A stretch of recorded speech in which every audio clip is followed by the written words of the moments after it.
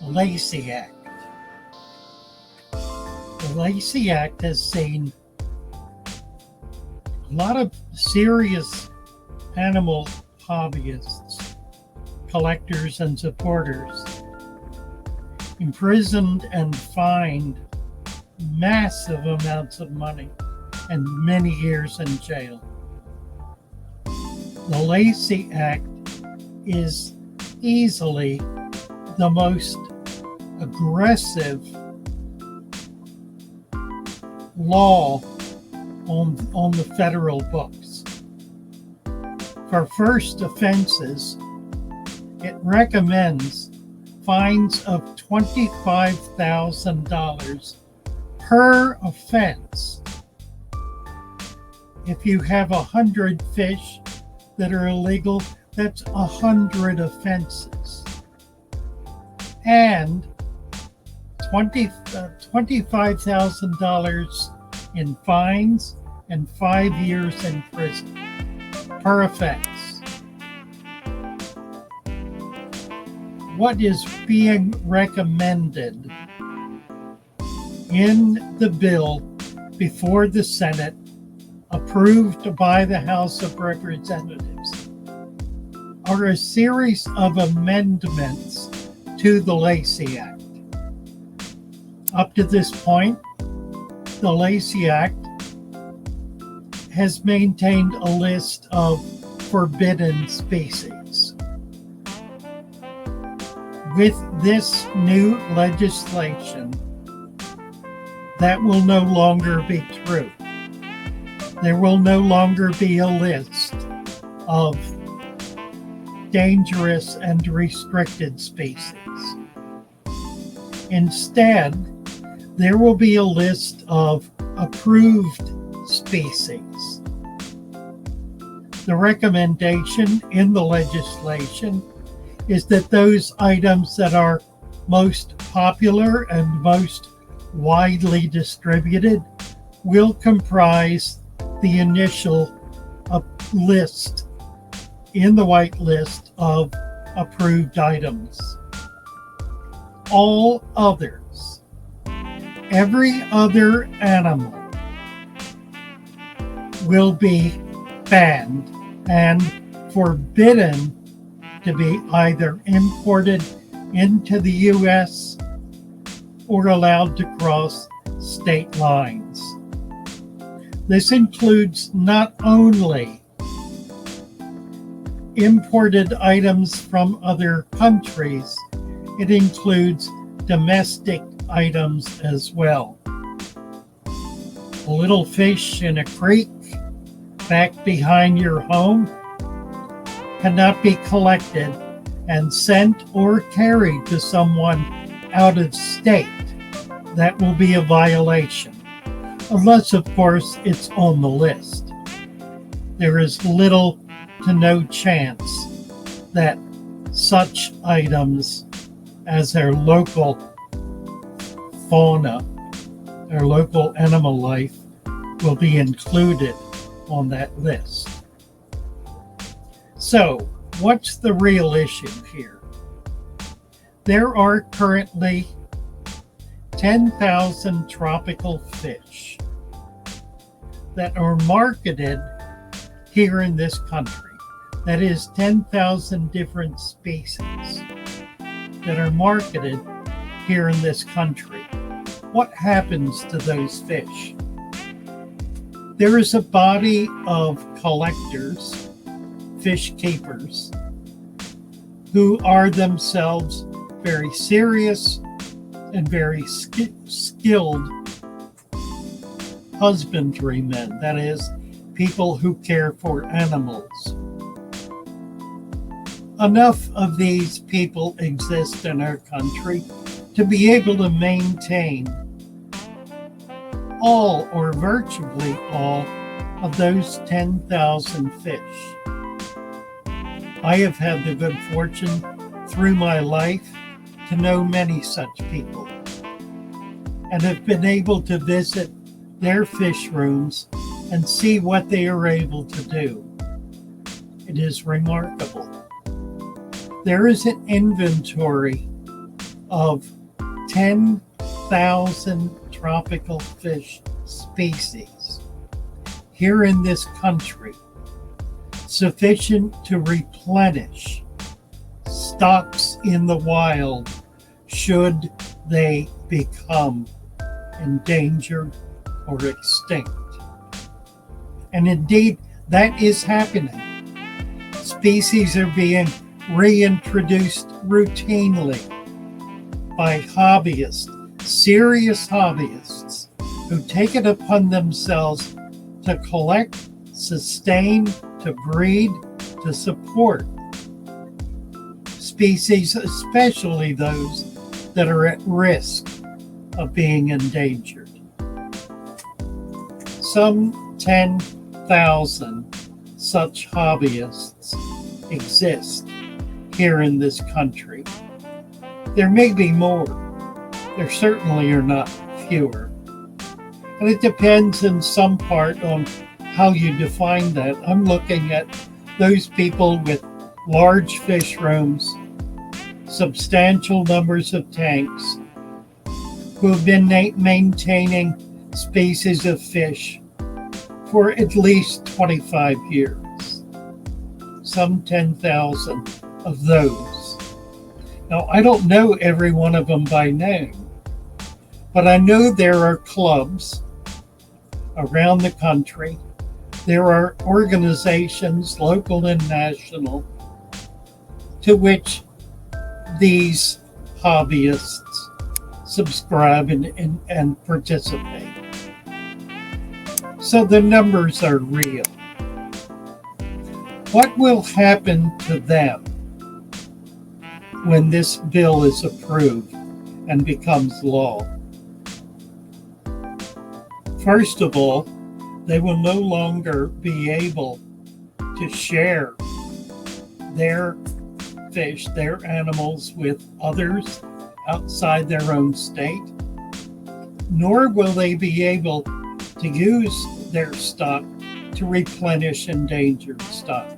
It will be a federal crime to cross state lines with any of these animals, unless, of course, they're on the white list.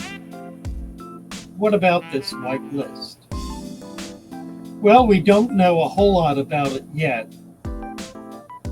The scuttlebutt coming out of the bureaucracy is that there will be 1,500 animals of all types on the list. When you consider that there are more than 20,000 animals currently being traded within the industry, that's a tiny fraction, a very tiny fraction. What about the rest? In Australia, when they implemented this law, they requested all hobbyists who had animals that were not on the approved list turn them in to be destroyed. The hobbyists rose up against this and refused to do so. And because it was not specifically written into the law, but was simply a request, the request was abandoned. Nor is it written into the law here, at least not yet. But rest assured, if this passes, the Secretary of the Department of the Interior will be coming after your fish. You may win that battle, but we will all have lost the war. And what is the war? It is a struggle to sustain, to maintain large numbers of species, in our case of tropical fish, from around the world. There are new species being collected all the time. Species that exist in areas that no one has collected in before.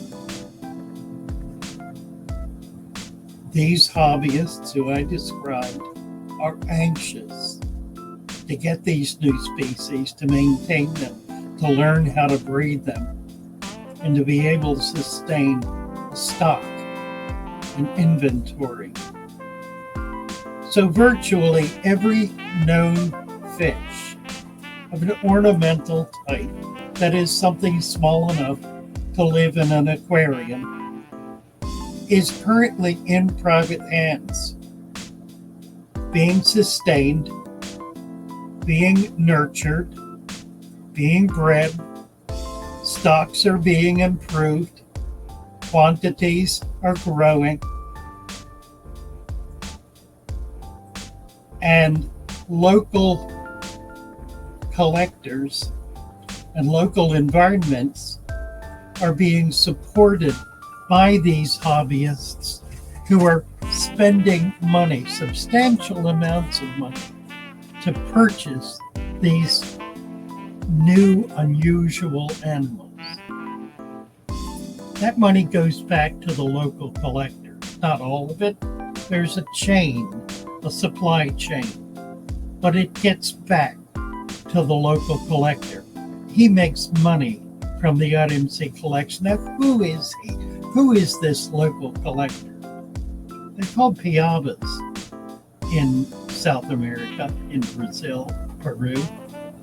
They are natives, Aboriginal people living in what we refer to as the jungle, way out on the Amazon and its tributaries, who are maintaining a very meager lifestyle for themselves and their families. This is greatly enhanced by their ability to collect local fish and sell them through the trade.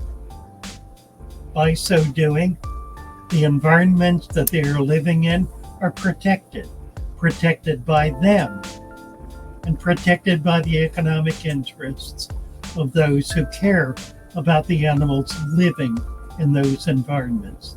There are many, many such places around the world that are currently being protected and supported by people who collect and love and cherish and care for tropical fish.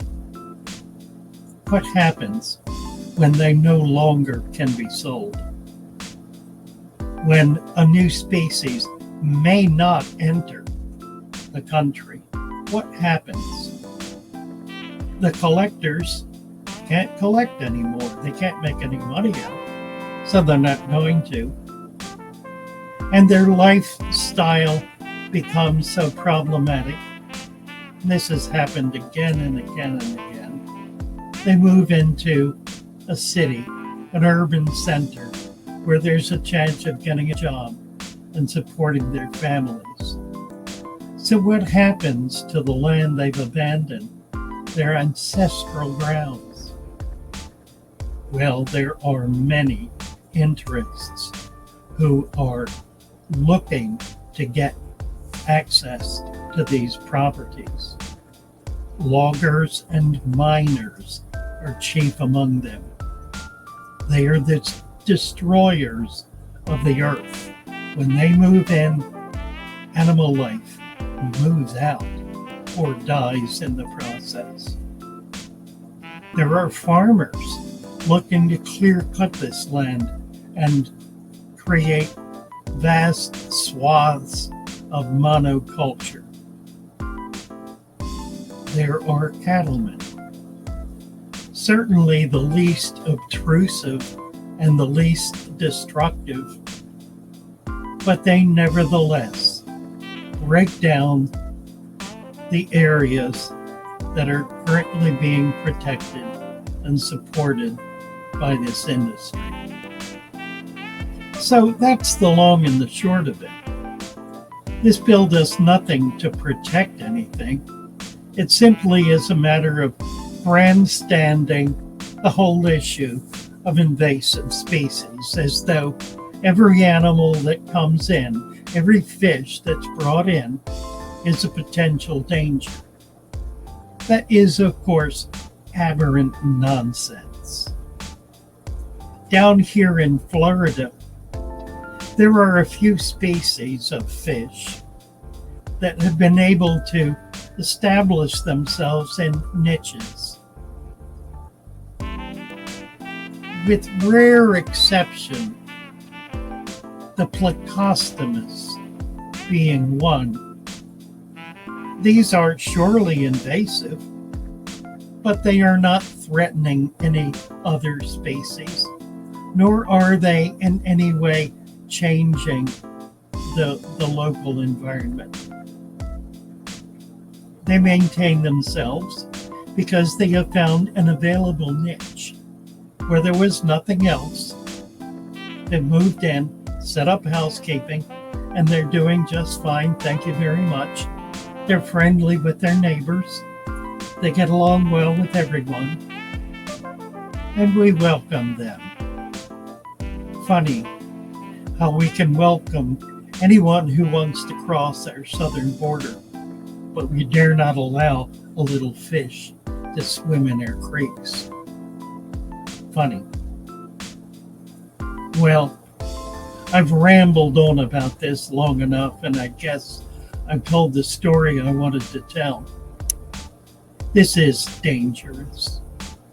It will destroy our hobby. It will especially destroy the ambitions and the efforts of the many, many, many serious aquarists who are seeking to sustain, to maintain, and to support aquatic life. Little tiny fish from all over the world. It must be stopped. It can be stopped. We must all do our part to make it stop. This is not a good thing. This is a very, very bad thing. Thank you for listening. This is Father Fish. Love you all. Bye for now.